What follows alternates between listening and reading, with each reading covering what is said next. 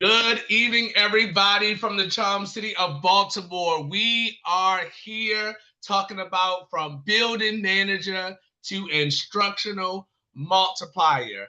I am Rodrick Johnson, the Energized Educator, coming to you live from the brick wall. And I am here with one of my good, good, good girlfriends, Alia. She's going to talk a little bit about being an instructional multiplier from the AP lens, and I'm going to talk to it from the coaching lens. But if you don't know me, and I don't want to take it for granted that you do know me, but if you don't know me, I am a literacy coach in the charm city of Baltimore. I'm a behavior coach all over the world. I'm an author, educational enthusiast, a doctoral student, and just a human being that has been through some things that want the world to see children differently. I'm going to turn it over to my co-host so she can introduce herself. Yes, thank you, Roger. I feel the love. Thank you. My name is Alia Thomas, and I am the owner and CEO of AP Consultants. I have over 29 years of experience in education. Yes, I Oh, don't yes. look it. Thank you. And I am also a two-time best-selling author. Come on. I yes, and I am here because I've always wanted to be a disruptor in the framework of how assistant principals are doing their jobs. Yes, Mm. I said it because again, I want you all to get from behind the desk and go into the classroom where the learning is. And so that being said, I'm excited to be on here tonight with my good friend Rodrick. So I cannot wait for us to get started. Yes, yes. And let me just tell y'all something. And I'm gonna bring my friend back up because she did this TED talk, and I don't have it for y'all tonight. Y'all gonna have to find it. But I want her to tell you a little bit about what she means by getting behind that desk. Because let me tell you about no, I'm gonna let her tell you about the desk she's talking about. Friend, tell them about that desk. Yes. So what happened was I was always in the office, always, and I wanted to be out with my students and my staff. So I did an experiment and I bought a mobile desk. And with this mobile desk, I was literally rolling around to each and every classroom. And at first, staff laughed at me. I let them laugh. It was okay. But in me doing this, the connection and the bond and the trust grew because they always saw me. Their AP. They saw me so much, they considered me to be their principal. The kids, the staff, and the parents. Because what I wanted people to understand is you cannot lead when you're in an office behind the desk. You have to get out there, get on the floor with the kindergartners. It's hard to get back up, but you can do it. And that was Ooh. what my TED Talk was about, is instructional stardom from the lens of an assistant principal. It is truly our marathon, but when you have the right people, the right message, you can do anything. And it also gets you in tune with your instructional leadership. Many of us were our teachers. And so as we go up that ladder to be an assistant principal to a principal to even a board member, as I am, I'm on two different boards. I'm still a teacher at heart. And I never, ever want to lose that at all. Hence, why we're talking today from building a manager to instructional multiplier. We're going to let you know how to do that. And to think about that, like what is really a manager, right? Are we managing systems, or are we multiplying teachers to do the greatest thing, which is to teach? And I do feel you about that floor. Like it's a little low. I'm over 30 now. See, when you get closer to that 35, young people out there, y'all need to know getting up ain't as easy with them kindergartnens as it used to be. You have to But make a plan to get off the floor. I'm telling okay, you. you got to do a roll in the tuck, Yes. but it's important. And so we're gonna dig in, but you already got the limit, right? Now we just got to squeeze it and get some more out of it. And I love Yes. that you even emphasize as we just talking, because that's what we do. We're gonna talk. Yes. We're gonna get Yes. into the whole rhythm and rubber. We are all gonna talk because we are good friends. And I thought about, wow, as an author, I won education awards. I'm a two-time education awardee. Yes. But I wonder, like, do our teachers want to do those things too? right? Or do our APs want to do those things too? And what happens is you're modeling the way for your Yes. teachers. And so I have a personal leadership style I call MICE, and it's from Okay. Kuznis and Posner, and that's what I follow in leadership. And the first thing is modeling the way. And so when I Yes. talk about when we talk about the context of what's happening in this training here, we're really talking about modeling the way and going into what we think is the best way to support our teachers. And the best way to support them is to be instructional multipliers. So we Yes. want you to shift from management to instructional influence. Mm-hmm. Bring that out of your teachers. Don't let them Yes. just be superheroes in their own suits. Put the suit on them, put the cape on them, and let them know, hey, you are something special, and I need you to be that. And then coach the potential. Coach the potential. Use what you talk to your teachers about to bring that potential out of them. Quick story. I had a teacher who was phenomenal. She is phenomenal. And she just didn't know how good she was. And when she finally Mm-hmm. realized how good she was, she took off. And her See, data is some of the top data in her building. I love And I it. know you had one of them, right? Yes. And then when you were talking about understanding their own practice, I did some research. And because I wanted to help myself and my colleagues. And so I read an article that discussed collaborative inquiry. Mm, Collaborative inquiry, which is a methodology by John Dewey. And basically, it's developed for teachers and their colleagues, not APs, but teachers and yeah, their colleagues, because educators could improve student outcomes and learning when they understand how to improve their own practice and yeah, contribute to the development within their own profession and overcome the isolation that is commonly experienced by classroom teachers. I have a great habit of saying, I'm going to plant the seed. When that's right. I see leadership in my teachers, I'll say something to them. Let's plant the seed. For example, we have a phenomenal dance teacher and a reading language arts teacher who you know, Rodrick. And so I said to both of them, let me plant the seed for you. We have a unit on poetry. Okay. My kids love to dance. Okay. Why not put them together? Why That's not right. have our kids read a poem, put music to it, and a dance routine? That's right. Plant the That's right. seed. I have two strong educators. How can we collaborate using collaborative inquiry? That's right. And collaborative inquiry is not just putting two people together and hope something happens. It is an Yes. intentional association of two people where you Mm-hmm. see a strength. And you know Yes. how I know? Because I tune into my friend every morning when she's giving us a good tip on her way to work. So if you're feeling it so far, make Yes. sure you go on her Instagram and social media pages and tune in every morning. Now, I'm gonna keep it real, y'all. I wake up a little late, so I can't quite make those things. It's But okay. next year, I'm gonna join my friend in some of those because Yes. yeah, And I'm gonna challenge you to plant your seed. Well, I'm being serious. I want you to plant your seed and look at what is your niche. Should I do Facebook Live for 2 weeks? Should you do it for 30 days? Create your outline because you are an instructional influencer on so many different levels. see that we coaching each other, y'all. Y'all don't understand. This ain't just for show. No. We do the work, and Yes. so I want my friend to break down because I have a different lens, and of course we're Mm-hmm. gonna pop in and out. This is how it's gonna go. But I like to really like allow her to dive in first because it's different from a coach lens to AP lens. Mm-hmm. And so what my friend does is she does AP work and I do coaching work with teachers and coaches. So I want to pause myself and I want you to really talk about the shift because you talk about this a lot in your Yes. videos in the morning, which is why I brought it Mm-hmm. up. But I Yes. really want you to really extract from me or distill the shift from management to multiplication. And I'm gonna go on mute because I'm gonna be over here praise breaking as you and I'm being your amen corner. So I don't want to disrupt you as you go through your dissertation. Got you. Thank you. Yes, I am a doctoral student. Thank you. So the shift from management to multiplication. It's not challenging once you understand, who am I as a leader? That's the first thing you have to understand. Who am I?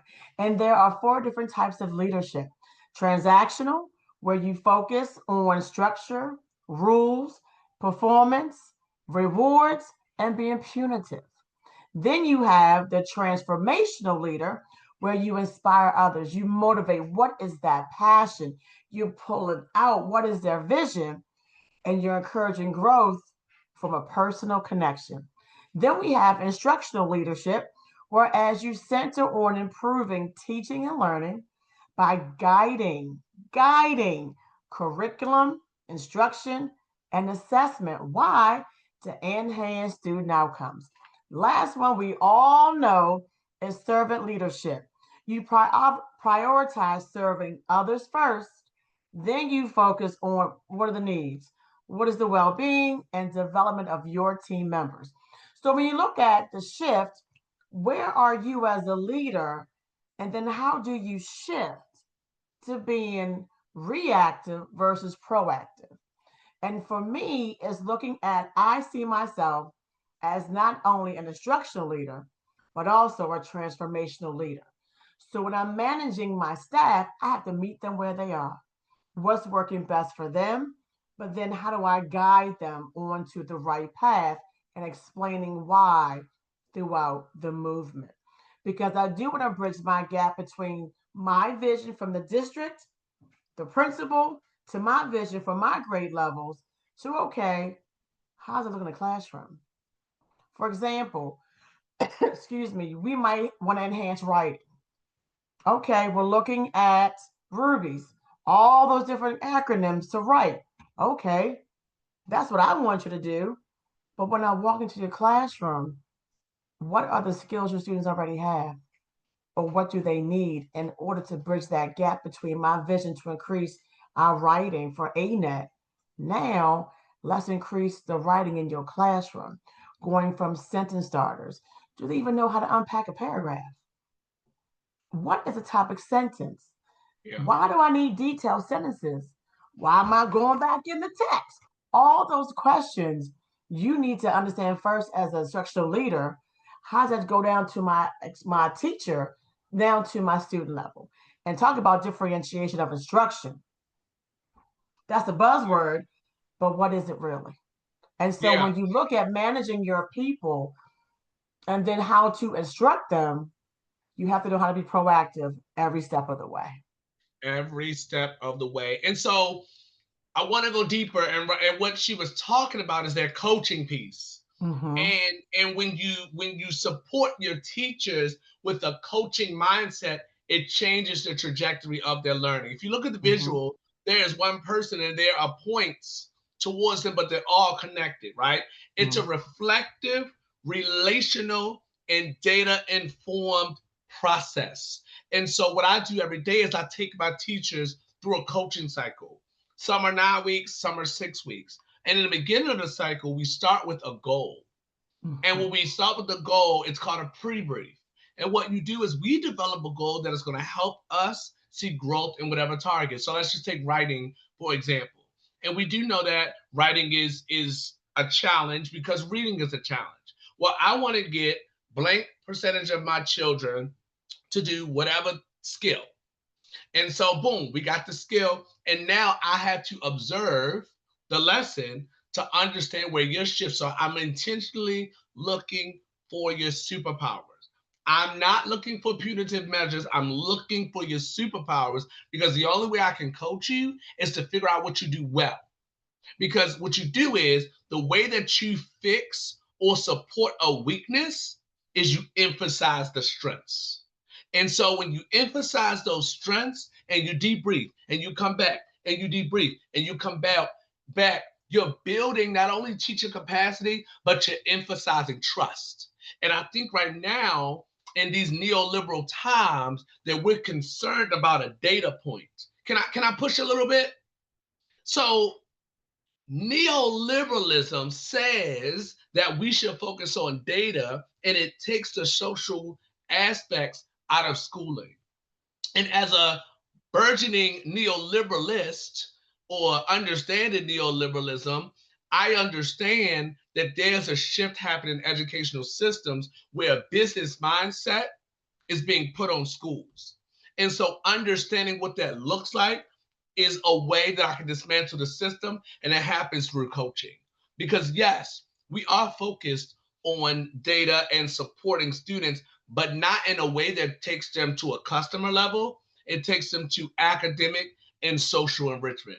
Because we know that true liberation only comes when you understand and when you understand how to read. So as a coach, it is imperative that I walk teachers through a cycle, but then to understand that not only are we doing this hand in hand, but we're doing this as a collective to build a system of liberation so we can take our children out of oppressive systems and walk them into better places for them to land. And it all starts with a teacher. I love it. And what you were talking about hit home, because when there is consistency, that's when you start to build that trust. So That knowing feedback. that you are there, knowing that you are debriefing and have that conversation, it's a safe space, because you cannot build consistency in chaos. Yeah. You can't. You can't Yeah. do it. And realistically, you can't build consistency if you're not consistent with yourself. That part. Because if you come in Exactly. and observe me and say that I'm not or I am, how do I know? There's Mm-hmm. nothing that came after and before. And I see it all the time. Oh, I only see my principal when it's time for observations. And that's fine, that's cool. But what happens when it's ongoing and goes through a cycle? What And happens is there's no break. that is my soapbox, because in American Federation of Teachers back in 2023, statistics show that despite an average of only 2 and 7/10 hours per week collaborating, 90% of teachers agreed that peer contribution to their success, and 67% of teachers and 78% of principals, yes, 78%, they all agreed that the greater collaboration that they had would significantly improve student achievement. Yeah. That was in 2023. So here we go with the moving beyond the formal observations. Yes, we have to observe. That's part of the contract. We have to do it. But why is it that I'm only giving feedback during observations? Yeah. That bothers my spirit. I Yeah. want to do it consistently. When I come into your classroom, am I there to evaluate or am I there to elevate? Oh, Mm, and Did and I did and I let me did I tell you did I something. did I push something? What you say, huh? What?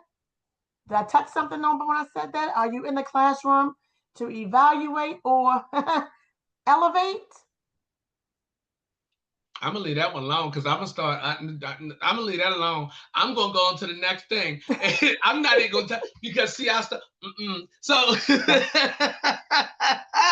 speaking of elevation, Yes. this is what I think. Tip number one, if you will. We got 3 tips today. Tip number Mm-hmm. one is this: when you go into a classroom to elevate, because we've already established that's what we're doing. Mm-hmm. We want to use walkthrough, but we want to see things differently. And Yes. so identifying strength trends and steps through consistent observation. But I want to share this with you. Mm-hmm. How to really support instructional awareness is this: observe with a purpose with your eyes. Your eyes. You are looking for things. Mm-hmm. Engage with insight, right? You see, my friend brings that data right in here. Mm-hmm. And then empower with action. This empower with action piece, this right here, Mm-hmm. is what we don't do. And let me tell you why we don't do it, because we don't Mm-hmm. know how. If you give a teacher an action step doesn't look like just do better next time. An action step is not just internalize the curriculum or plan better. The Mm-hmm. action step is I seen this. And it's beneficial to students if you do this and this. And I'm going to show you how to do it. Matter of Mm-hmm. fact, I'm going to break it down like this: do 1, 2, 3, 4, 5, and I'll come back tomorrow to check it Mm-hmm. out. And if you have any questions, Let's do it. Do you need me to co-teach with you? Mm-hmm. Mm-hmm. Do you need me to model a piece of it with you? Mm-hmm. Because APs and coaches, you don't have time to model for everybody. I just want to dispel that myth right now. You don't have time. And most of the time when people are asking you to model, it's not because they really want you to model. They just don't want you to be in front of their face saying what you say. Co-teach that section with them and show them Mm-hmm. that you know and you believe Yes. it. And I'm And here so, to tell. I'm sorry, I got excited. I'll put myself on no, mute. go ahead. No, do your thing. Go ahead. What you got to say? So I love what you said about doing better, but you know what? It's not only do better, it's let's grow together. Yeah. And I was able to co-teach as an AP with my kindergartners. And that was part of my TED Talk when I was a contestant. I was able to collaborate with the teacher and the students and delve into it with them. And I love that because it takes away that pressure from, oh Lord, here comes Miss Thomas. What she want? Who's in trouble? No, I'm here to collaborate with you, teach with you side by side. And the students get excited when you're in the classroom with their teacher. They want you to come back. And that is awesome because now you're aligning whatever the lesson is with the vision and purpose of the school's framework. And it Yeah. all is a wraparound once things are aligned and put into place because you're observing, but also you want to strike that curiosity within you as an AP, but in each one of your students. Yeah. And all of that is about data, right? We Yes. love data. We love it. But what story does it tell Mm-hmm. about your students, your teachers? What is it sharing? What Exactly. equitable outcomes can you say that you're doing with these instructional shifts? I like doing this. I have a lot of notebooks in my office because I observe teachers. Mm-hmm. But my Mm-hmm. notebooks are not on teachers, it's on instructional shifts that I've seen work in the classroom. And Mm-hmm. so when I observe a teacher, I write it down and say, oh, they did a turn and talk plus a summarizer. So there were two people talking and they had an extra person summarizing what those two students said. That's Mm-hmm. absolutely for speaking and also our learners that are multilingual. That is perfect for them because they have to speak. They have to learn Exactly. that. Mm-hmm. What is your data telling you? And so when you do that, all of what we said lives in point two. Mm-hmm. And it's a coaching model. Yes. Okay. Look intentionally, Mm-hmm. engage in coaching cycles, analyze student data and teacher data, and develop teacher capacity. If you're not doing this, you're not multiplying. You can't be the only instructional person in the building that knows instruction, quote unquote. What you're trying to do is multiply the effectiveness because the goal is to multiply the success of the children in your building. Yes. And also have teachers understand that you are also building their professional toolkit. Sometimes we have teachers, I'm teaching third grade, and that's it. I'm going to That's right. stretch you. You're going to teach fourth grade. My students have transferable skills, so does my staff. I That's don't right. ever want anyone to stay in that little box. No, we are breaking the box. We're going to throw it away. Because when you are able to develop yourself, you're modeling that for your students as well. Yeah. And Mhm. so my friend gonna go a little deeper. Okay. I gave you the coaching side. Now we're down to point three, and she's gonna break a little bit. She's gonna go all the way in from the AP side. Okay. Here we go, guys. Okay. So, this is the lead framework that I have created.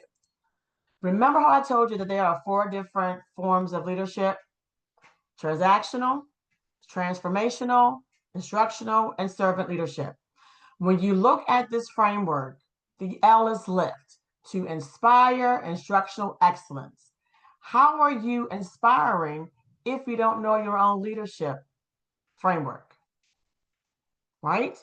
Once you're able to identify how do I show up as a leader, how do I expect to manage people if I'm always punitive? How do I want to manage people if I'm always doing the work for them? So think of it that way, because once you understand that, then we slide over to E, equip. We want to empower and equip leaders for impact, not just APs, but teacher leaders. Team leaders need to be able to understand how are they empowering their teachers on their team. And that's what we talk about. When you recognize your leadership accountability part of for who I am, then you're able to equip the teachers that you're working with to also impact themselves and those they touch. And I do that by role playing. I look at how are you giving feedback? Do you know what type of feedback you're giving? Is it constructive? Is it coaching? What does that look like and how is it being received? Because you have to know your teachers to understand which feedback works the best. The other one is elevate. You heard that before. Remember, am I there to evaluate or to elevate? I want to elevate my teacher's voice. Yes, you do have a voice. Yes, safe space, put everything on the table. Let's unpack it. And then when we unpack it, let's weed through what's the root cause of how you feel and why you feel this way. Now, the next part, how can we work with you, whether it's lesson planning or curriculum or even getting along with another colleague? And then when we also elevate with teacher voice, it's going back to that data. Have you ever looked at your own data from 2024, 25 MCAP data to MCAP data this year? Are you looking at your students who is performing on, above, or below? What skills does that student have that they need to pop over to get to that score? So when you're elevating your teacher's voice, elevate them in a way that is conducive to building their own professional toolkit and being leaders within themselves. And the last one is let's sustain. Let's sustain this innovation and consistency because when people are consistent, there is no chaos. They don't worry about anything because everything has fallen into place, but we also know when to pivot. As teachers, as educators, as custodial staff, as assistant principals, we all have to pivot. But do we pivot to be selfish or pivot to inspire others and to make it better for our students and our staff? When you sustain that innovation, yes, you want to hear their voice, you want to motivate them, you want to find out what works. Let's try it this way compared to that way. When you have these conversations, it works because now they are innovated to motivate other staff members because as you know, when you have a staff member of 5, you touch on one, it'll touch on the other one, and so on and so forth. And then it's a domino effect. So my Lead Academy framework, I inspire, equip, elevate, and sustain all of these capabilities once you identify who you are as a leader. That's it right there. That's it right there. And so with that comes the idea of coaching again, right? And so I want to work through some prompts with you a little bit. And these are 5 great things that you can ask teachers when you debrief with them and you get them some prompts. And so effective coaching also starts with curiosity.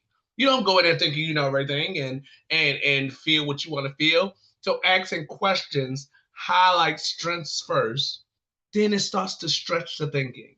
And so a simple question, well, what worked well in your lesson? And listen attentively for them to, tell you what happened. And then after that, well, okay, this would work well, but what do you want to try differently, right? This worked well, but what do you want to try differently?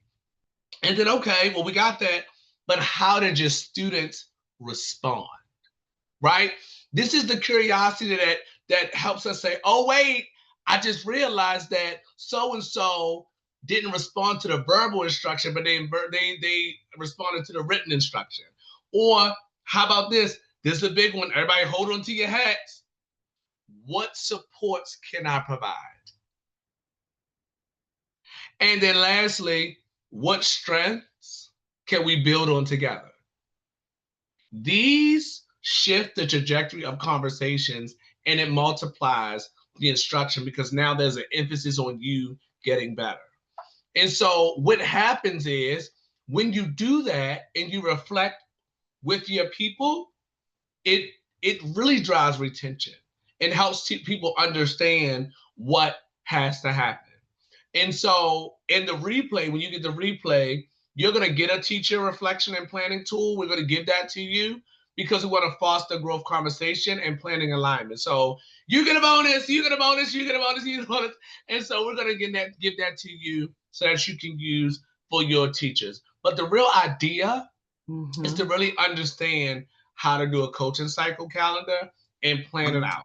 Now you gotta see, you gotta call us for the coaching calendar so we can plan it with you. But that's something that we can do with you. But again, what it looks like, and aligns with PDSA, plan, do, study, act cycles, and it builds across the year. So if you want to build your coaching calendar, holla at me. You know how to find me. And I love this because for me, it's that continuous improvement cycle with valuable connections, and it's going to propel success. Yep. It's not a one and I'm done. It's like, no, we are growing together and you're tweaking your craft. And that's why, as an AP, I love to be in the classrooms. Not only am I tweaking my craft, but also that of my teachers. And Yep. so I have a rolling cart still to this day. And so in hallway transitions, I'm talking to my students. I'm asking them questions. What happened in math today? What does this mean? I heard the teacher say this vocabulary. What is that? So that way they can see that I'm connected in the classroom and outside the classroom. My students were doing chemical reactions, and I was asking them about magnesium and why is that and oxygen and all. Thomas, what do you know about that? Well, when I was rolling through, I could hear it, and so that way I don't ever want my students to see me as punitive. Yeah. I want them to know that I'm a partner in their education, and the same with my staff. Yep. And so again, if you want me to help you build your coaching cycle calendar, or if you want my friend to help you build your coaching cycle calendar, please let us know. We can do this. But the biggest thing we want, and before we get to takeaways, the biggest thing we want to elevate here is we always say it.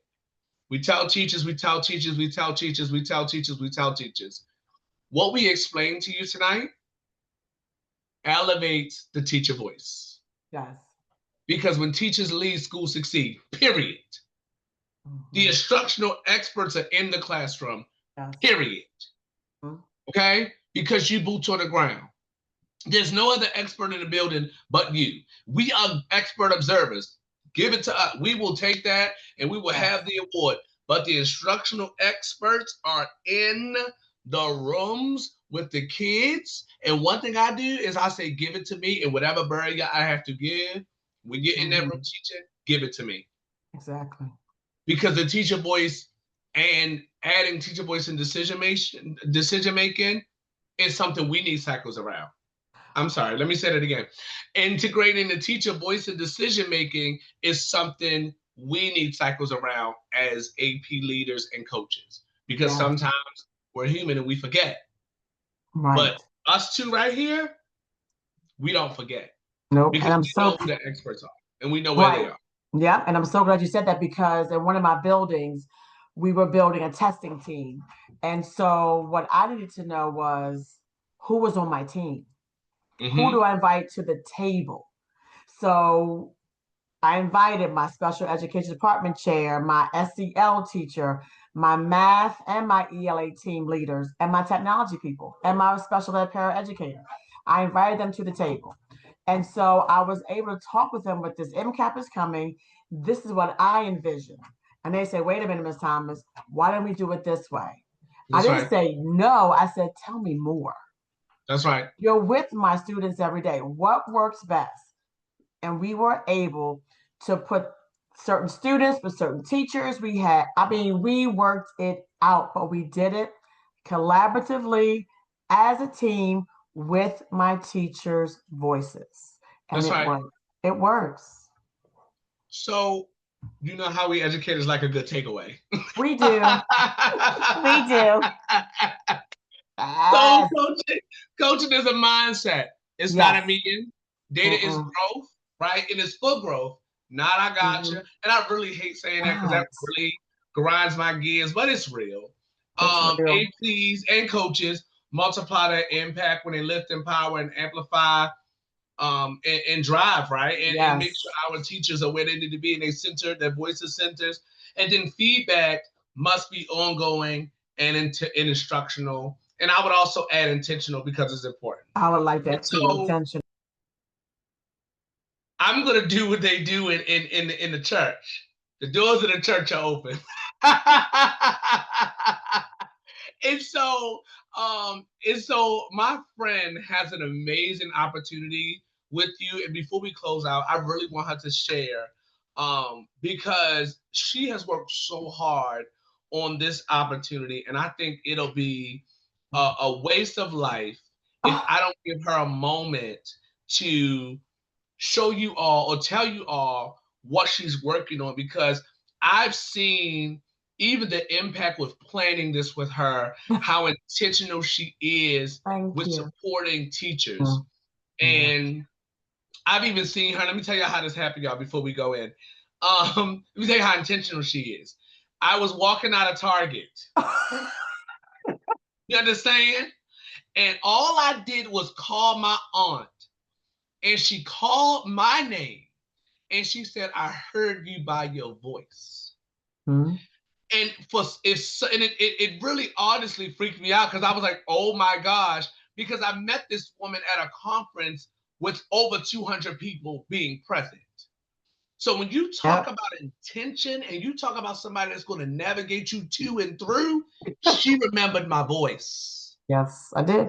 And so when she said, Rodrick C. Johnson, we need to do something. I said, I think this is absolutely remarkable, and I don't get behind people that I don't think are remarkable. Thank you. So I want to, before we leave, give her a few moments to really share what she's been working on, and I think that it will behoove you. I've been practicing my MCAT word. Okay. Behoove you to take advantage of this opportunity. I'm going to go on mute, and I'm going to turn my camera off because I might cry. So I'm going to go ahead and let you do your thing, and then we're going to close out with the benediction. Okay. Thank you. I love Rodrick. Thank you, thank you, thank you. So my Lead Academy was born truly from my own leadership struggles and breakthroughs because as assistant principal, I was so busy with bus duty, behaviors, parent phone calls, observations that I did not get a chance to be with my students and my teachers. And so I asked my principal, Stacy Johnson, if I could start being in the classroom more and do something different. And she said, yes. And I'm forever grateful because I learned that once you ask, the doors will open.